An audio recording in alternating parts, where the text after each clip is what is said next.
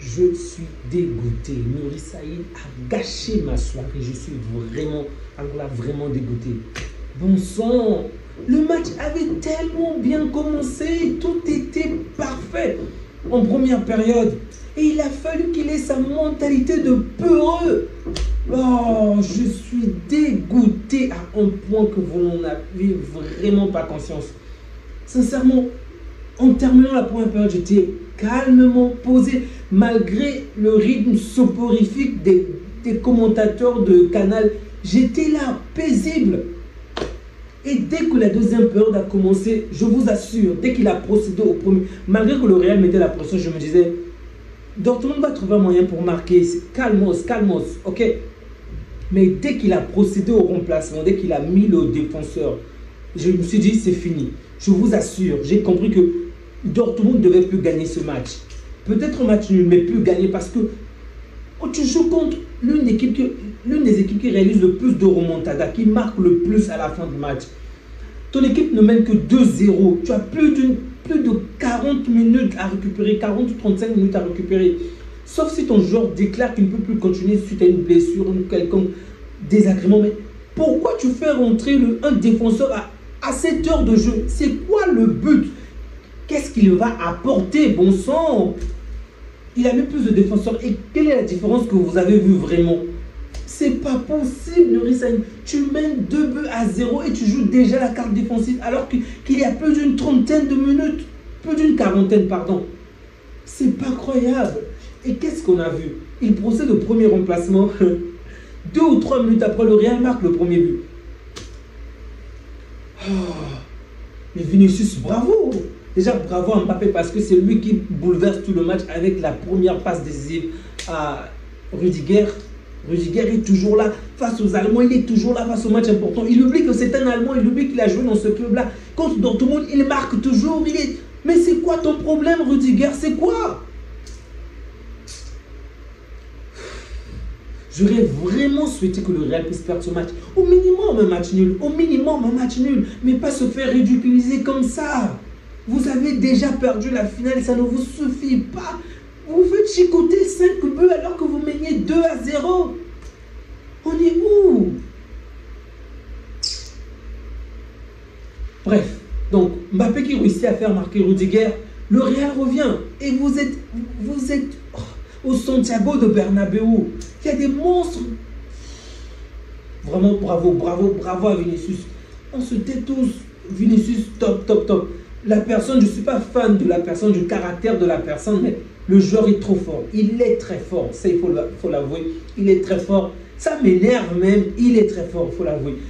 Bon sang, il a quel souffle ce garçon. À la 87e minute, il trouve la force encore pour parcourir tous ces kilomètres. Il faut s'incliner, accepter. Et ça va donner encore plus de, pas de renommée, mais je dirais plus de valeur au Ballon d'Or qu'il va recevoir dans quelques jours. Bravo.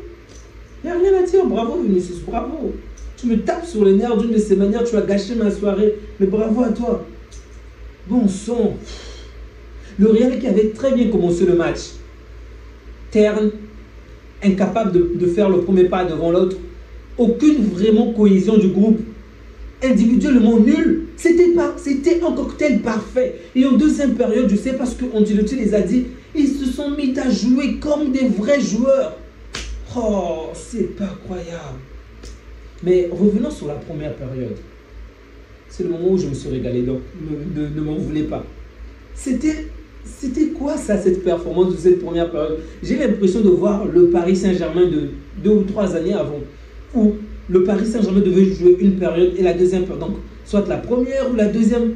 Ils choisissent en fait. C'est quoi cette performance de tocard en première période? Vous également. C'est le Dortmund, c'est pas City, c'est pas le Bayern, c'est pas le Barça, quand même. Bref.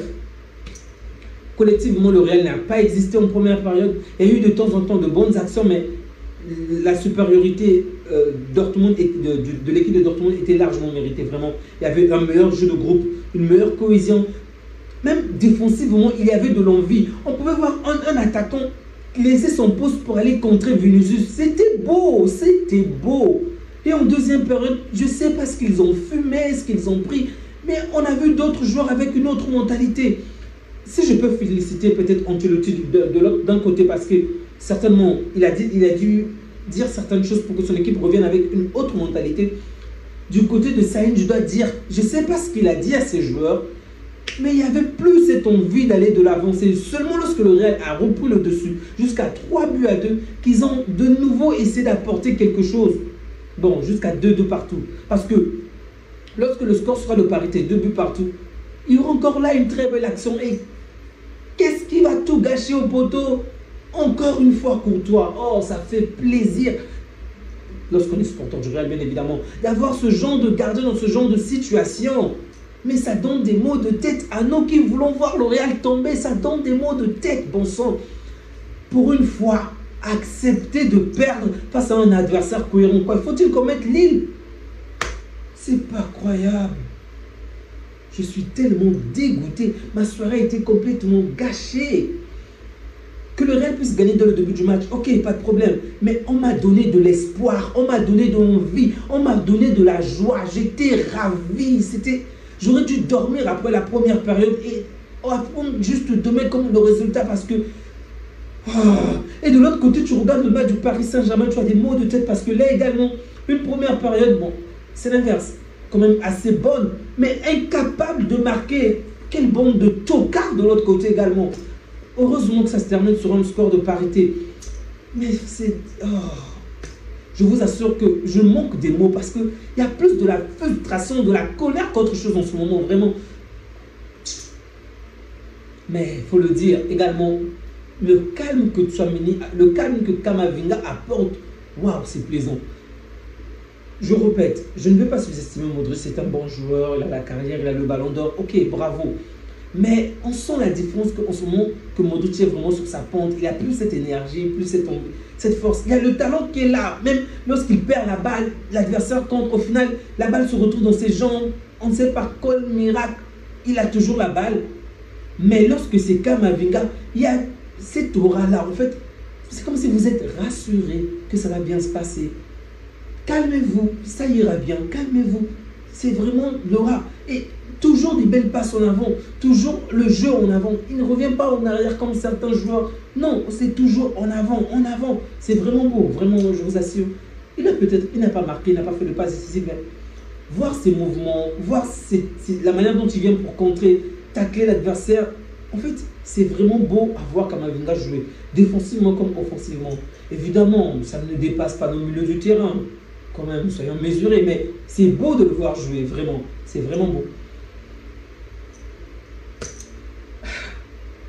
Mbappé qui jusque-là me sortait des performances de tocard avant cette trêve. Et voilà, il marque de beaux buts. La fois dernière, il fait des passes décisives. Il a même essayé de marquer un but de tête. Mais qui es-tu, Mbappé? Qui es-tu? Rodrigo, en tout cas de la première période, je ne les ai pas trouvés bons, ok? Je pense que Mbappé a quand même fait de très bons appels, même en seconde période, de meilleurs appels. Mais en première période, c'était vraiment pas la grande équipe. Heureusement pour eux, l'adversaire n'a pas mis autant de buts qu'il le fallait parce que c'était la véritable mentalité, par exemple celle du Bayern, la mentalité bavaroise pour aller marquer encore. Peut-être que le score aurait été plus important en première période et donc démoraliser l'équipe adverse en seconde période, mais 2 buts ne suffisent pas, mes amis. Bref, désolé, hein, désolé. J'aurais vraiment souhaité avoir plus de choses positives pour ce match, mais il n'y a que de la colère, de la rancœur en moi, parce que même Vasquez, pour moi, c'est le maillon faible. Le gars, en fait, le gars qu'on a mis en attendant que Carvajal revienne, Vasquez, dans ce genre de match, il marque. Et il me fait ça pour m'énerver davantage. Bande de tocards. Les amis, prenez bien soin de vous, prenez soin de vous. Que Dieu vous garde, ok? N'oubliez surtout pas de liker si vous avez aimé, de disliker si vous n'avez pas aimé, c'est pas grave. Je vais essayer de dormir. À bientôt les amis, que Dieu vous garde. Ciao.